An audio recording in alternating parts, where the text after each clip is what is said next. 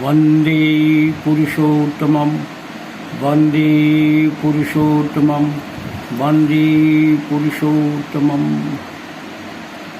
त्वं क्षरं परं वेदितव्यं त्वमस्य विश्वस्य परं निधानं त्वमव्ययः शाश्वतधर्मगोप्ता सनातनस्त्वं पुरुषो मतो मे। मेरे आराध्य देव श्री श्री ठाकुर अनुकूल चंद्र जी के श्री चरणों में मेरा अशेष प्रणाम। परम पूज्य आचार्य देव के चरणों में मेरा कोटि कोटि प्रणाम।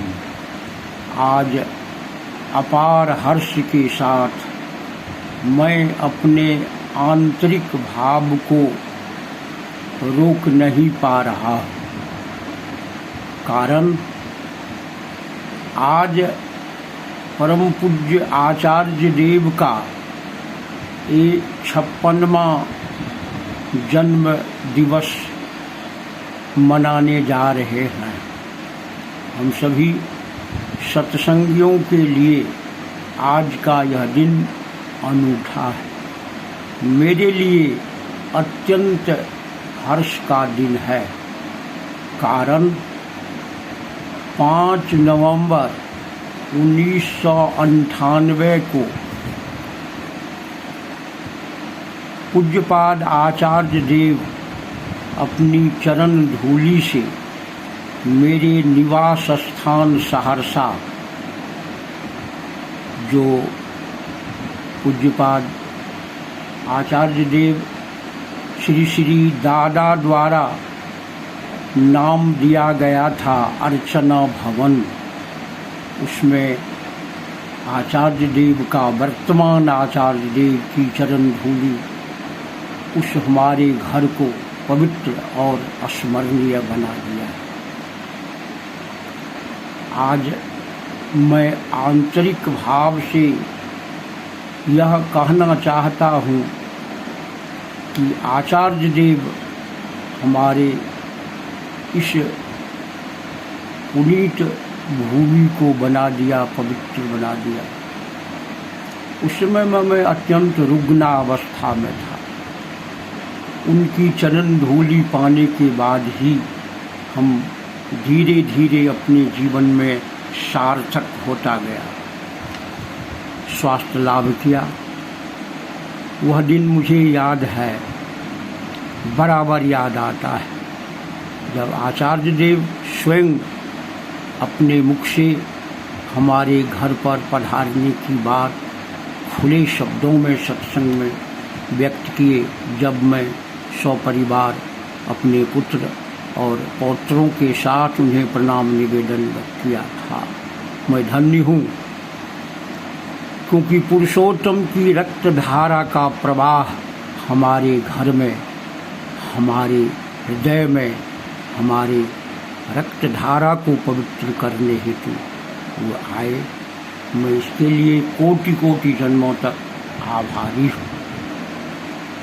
परमपिता जब भी धराधाम पर आते हैं तो वे अपने पार्षदों के साथ आते और अपनी सारी व्यवस्था, मिशन को, उद्देश्य को, जीवना उद्देश्य को सार्थक करने के लिए धराधाम बार बार युग के अनुसार वे आते रहते हैं। और परमपिता जो कुछ भी देते हैं वह हमारे जीवन यश और वृद्धि के लिए। स्वयं नारायण जब धराधाम पर आते रहे हैं तो अपने मिशन को पूरा करने हेतु उनका मिशन है सर्वमंगल, सर्व समस्या समाधान, सर्वभूतों की मंगल कामना, पृथ्वी के प्रत्येक मनुष्य को ऐश्वर्यशाली और सार्थक जन्मा बनाना। यही है भावधारा, बीइंग एंड बिकमिंग, बनने और बचने बढ़ने का सार्थक नियम। और उसी क्रम में आचार्य परंपरा का निरूपण किया गया है। ये पुरुषोत्तम का स्वभाव है। जब भी वह धराधाम पर आए हैं तो प्रधानाचार्य के रूप में मनोनीत करने के बाद वे आचार्य परंपरा को लागू। आचार्य का अर्थ ही होता है आचरण सिद्ध पुरुष, जो पुरुषोत्तम की बातों को सम्यक रूप से अपने आचरण के द्वारा और अस्खलित भाव से उनके आदेश को रूपायित करना, चरितार्थ करना।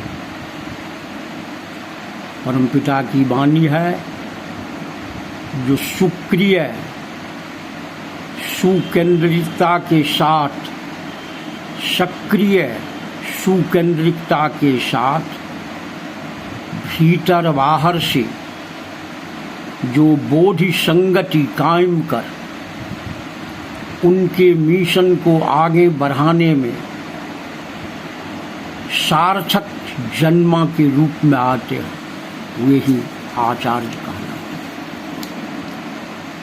आचार्य निष्ठा चाहिए। आज का विषय ही है आचार्य निष्ठा, आचार्य अभिधृति। चर धातु से आचार्य बना है। इसका अर्थ होता है चलन। चलन को हम जिस रूप में रखना चाहेंगे, उनकी बातों को चरित्रगत करने के लिए हमें जो कुछ भी करना पड़ेगा, उनके सार्थक नियम को अत्याज्य रूप से, हमें अछेद्य रूप से उस चलन को निर्धारित करने की चेष्टा करेंगे। वही है आचार्य। और अभिधृति का अर्थ होता है उन्हें विशेष रूप से धारण करना। आचार्य के माध्यम से हमें जो अनुदेश मिलता है उसको धारण करना। परमपिता का आगमन, उनका भाव और मनुष्य का भाव, वे भावग्राही हैं। हम लोग भाव से युक्त हैं। भाव ही सृष्टि का कारण है। भावो ही भव कारणम। भाव ही कारण है। उनका उद्देश्य रहता है सर्वमंगल, सदा सर्वगत, सर्वहित, सार्थक जन्मा बनाना। और मनुष्य का भाव है सार्थक जन्म लाभ करना, सौंदर्यता को प्राप्त कर, सफल जीवन जीना। और सफल जीवन के लिए हमें परम पुरुष का, युग पुरुषोत्तम का सानिध्य लाभ करना होगा, उनसे युक्त होना होगा। और उनके निवर्तमान में आचार्य को अधिग्रहण करके उनके प्रति निष्ठा रखते हुए अपनी चलन को, अभ्यास व्यवहार को, बाधा को दूर करने की चेष्टा करनी होगी। इसलिए चाहिए अभाव के भाव को दूर करने के लिए पुरुषोत्तम। ठाकुर जी कहते हैं, जो भावेर भजन छारली जखन, अभाव एलो तेई छने, मंडुरित केंद्रिकताए शांतिकारो रई मन। हम मनुष्य हैं। मनुष्य के अंदर काम, क्रोध, मद, लोभ, मोह, मत्सर इत्यादि आते रहेंगे तरंग की भांति। हम भाव के अंदर हैं और वे भावातीत हैं। वे किसी कम्प्लेक्स से ग्रसित नहीं है। Beyond the region of complexes परम पुरुष। ठीक उन्हीं के द्वारा निर्देशित आचार्य परंपरा को हम सभी अत्याज्य मानकर चलते रहें। इसीलिए उनके मिशन को प्राप्त करने के लिए हमें आचार्य के सानिध्य को लाभ करना होगा। हमारे जीवन में दो प्रकार का रूप होगा। एक है जो स्वयं अवतार जब रहते हैं तो वे ही आचार्य हैं, वे ही सब हैं। जब वे सशरीर नहीं रहते, जब वह चिद्य रूपेण व्याप्तं येन कृतस्नं चराचरम, वे चिद्य रूप में होते हैं, सशरीर नहीं रहते। सशरीर रहता भी नहीं है किसी का, क्योंकि जातस्य ध्रुवो मृत्यु। वे अपने को अपने इच्छा अनुसार विराम देते हैं और सारा नियम दे के जाते हैं। इसलिए उन्हें कहा जाता है विधाता, विधान देने वाला, विधि का धाता, जो जीवन यश और वृद्धि के लिए आत्मोन्नयन का विधान देते हैं। उन विधानों को देखकर ही हम सजे जीवन को सार्थक करेंगे। इसलिए उन्हें विधाता कहा जाता है। वो हैं विधि विधाता, और उनके निवर्तमान में उन विधानों को सार्थक रूप से रूपांतरित करने, जीवंत रखने, अछेद्य होने से हम उस रूप में पाने हेतु वे आचार्य मनोनीत करके। इसलिए उन्हें कहते हैं आचार्य को विधि विनायक, विधान देने, विधान को लागू करने वाला शाश्वत स्वरूप। ठाकुर जी वही विधि विनायक के रूप में आचार्य परंपरा दे। पुरुषोत्तम की बातों में कोई परिवर्तन, कोई छेद, कोई तिल मात्र भी संदेह न रहे। इसलिए उसे लागू करना चरित्र के माध्यम से, वह सर्वभूतों के मंगल कामना हेतु हुए परमपिता अपने रूप में कह गए हैं। जब पुरुषोत्तम नहीं रहते, सशरीर नहीं रहते हैं, तब आचार्य ही ग्रहणीय है, यानी आचार्य को धर के चलोगे। क्योंकि आचार्य वो पद लोभी नहीं होते। आचार्य वो किसी भाव और किसी नाम जश के लिए वो नहीं होते। वो होते हैं काट्य भाव से ठाकुर की बातों को जनमानस में दाखिल करते। ये मीडियम है। हमारे प्रधानाचार्य, वर्तमान प्रधानाचार्य के अंदर ही हम पुरुषोत्तम की बातों को, उनके विधानों को 100% समझ पाएंगे, जान पाएंगे। इसीलिए हमें प्रधानाचार्य, आचार्य जो आचरण के द्वारा मन के भले बुरे संस्कारों का छेदन कर सहज रूप में भगवान। ठाकुर की वाणी है, इष्ट गुरु पुरुषोत्तम प्रतीक गुरु वंशधर, रेत शरीर में वह रहते जीवंत निरंतर।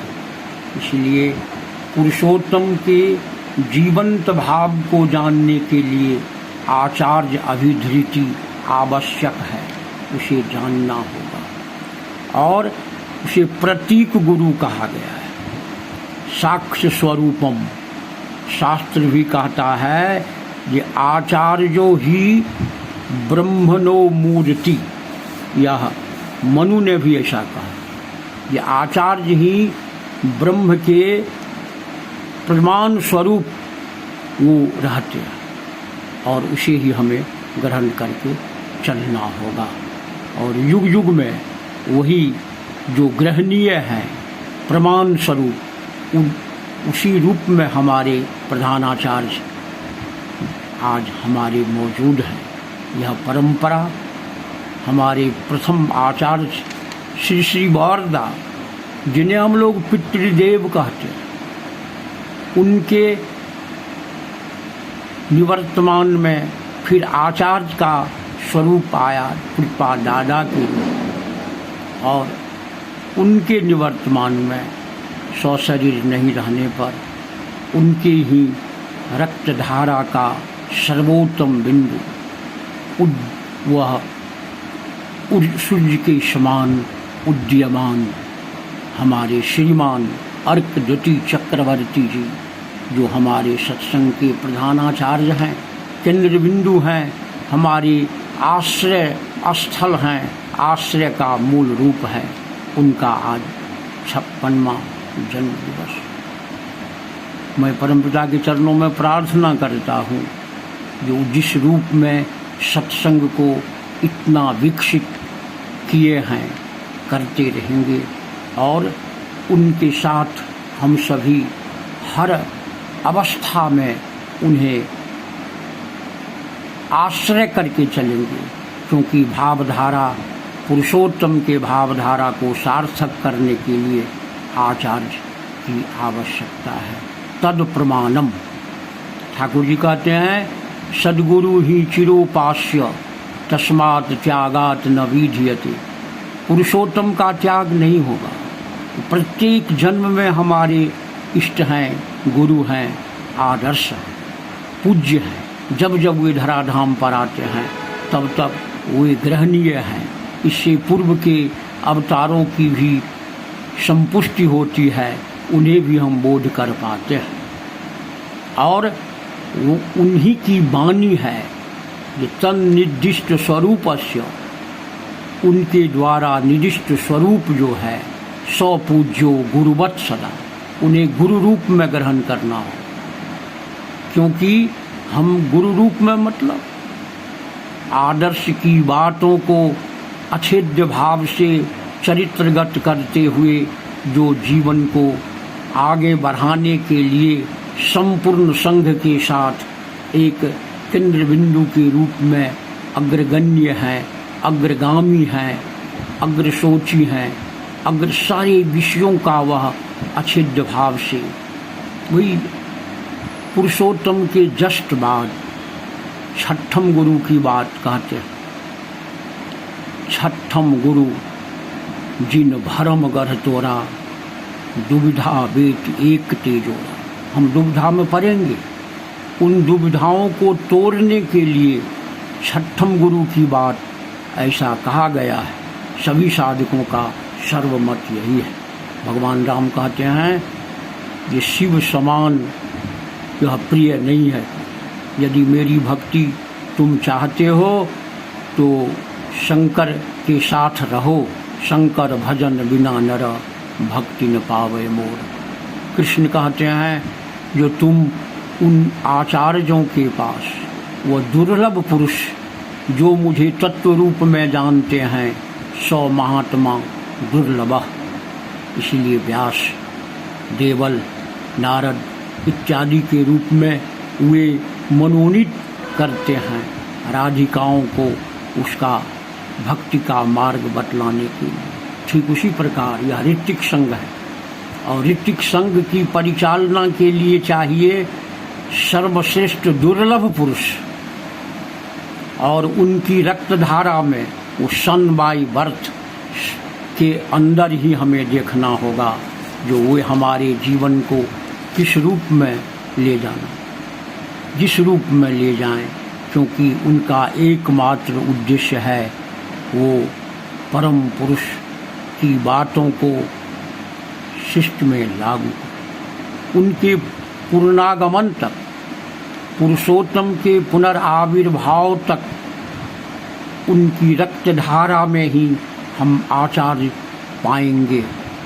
पाना अनिवार्य है, क्योंकि जीन और क्रोमोसोम की बात विज्ञान कहता है, वह को जन्म का जो वो जीन का जो प्रभाव है वह तब तक चलता रहता है। जब वे आवश्यकता अनुसार आते हैं तो फिर हमें आचार्य की बात, वो जैसा कहेंगे परम पुरुष वैसा करना है। उनके निवर्तमान में, उनके पुनरागमन तक, ठाकुर जी कहते हैं ये 10,000 वर्ष तक यह अछिद्ध भाव से चलता रहेगा।